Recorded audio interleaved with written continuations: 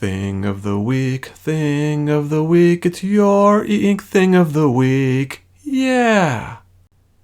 Hey there. So I recently saw this posting on the Reddit page for Boox, and Boox, to their credit, sometimes posts in the Reddit page, so it's kind of nice to see them interact.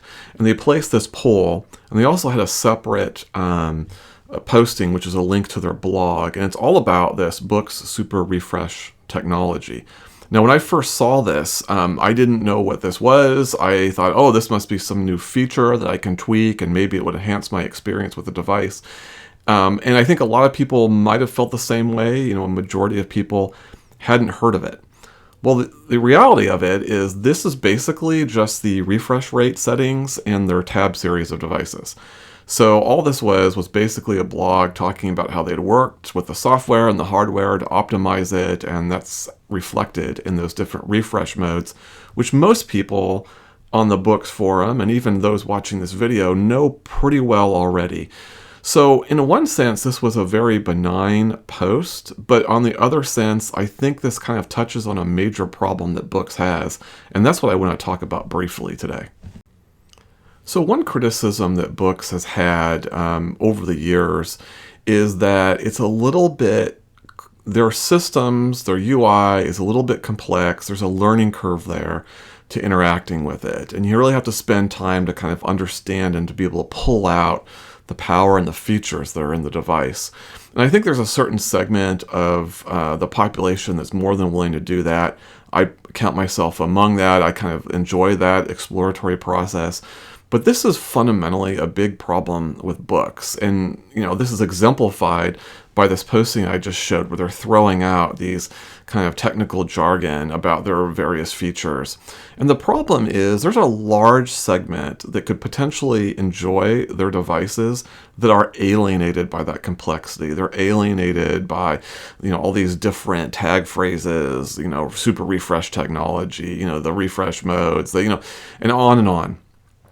And I think when you look at what Remarkable's doing, and from a hardware point of view, so Remarkable, we know, is kind of a piece of art physically, but in terms of features and functionality, the Boox devices are far superior to that. But what Remarkable does that I think Boox really needs to take a page from is they simplify their UI so that if you're a first-time user dipping your toes in, the learning curve is much smaller. Now, the problem here, obviously, is that Boox has a pretty established user base that would not benefit or want that type of simple UI. So this is my quick take. My quick take on this is what Boox should do is they should develop, when you are launching a Boox device for the first time, you're going through the startup process, right? You're adding in your Wi-Fi and all that fun stuff. There should be two paths. So one path should be the path that we all know well, which is basically how it is now with no particular changes. There should be, in addition to that, a much more simplified path, a path with a much smaller learning curve that reduces the number of features that are initially available so that people don't get overwhelmed as they're using the note-taking app or going through the system settings, what have you.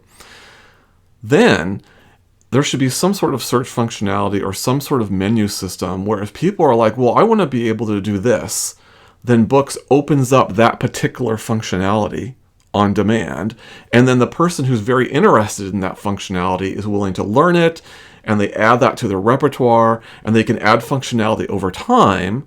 They'll deal with that complexity on their own terms when it's relevant to them. If Boox can do that with their UI, they can open up these note-taking devices to a much wider audience than is currently the case. And so when I see things like this Boox Super Refresh technology and these blogs that they're doing, I think it's great for their core audience. I think they're fine on that grounds. I just think there's an opportunity for them to kind of move away from some of that technical jargon and to simplify the experience and open up their products to a much wider audience. So that is my quick take.